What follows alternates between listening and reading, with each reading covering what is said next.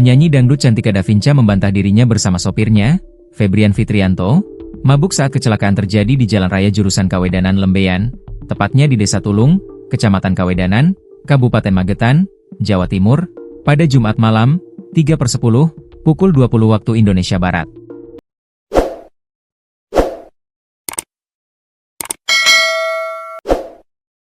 Bantahan itu diungkap Cantika di dalam akun Instagramnya, Cantika_Davinca, saat membalas direct message netizen terkait dengan kronologi kejadian.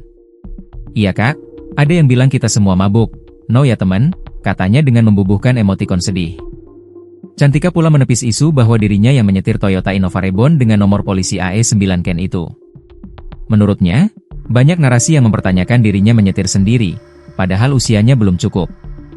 Buat yang bilang, Cantika nyetir sendiri, pelajar kok bawa mobil. Ini untuk menjawab pertanyaan kalian. "Aku sudah punya SIM ya teman-teman," ungkapnya.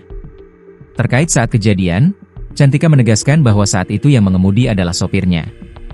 "Untuk kejadian kemarin malam, yang bawa mobil itu sopir aku ya bukan aku. Sekali lagi bukan aku yang nyetir ya. Dan minta doanya ya teman-teman untuk sopirku semoga lekas diberi kesembuhan. Terima kasih," ungkapnya lagi dengan memposting foto SIM miliknya.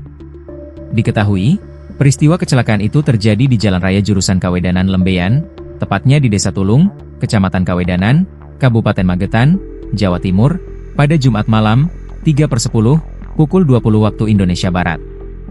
2 orang tewas dalam peristiwa itu. Lewat Instagram miliknya, Cantika Davinca membagikan kondisi mobil yang dikemudikannya alami rusak parah usai kecelakaan.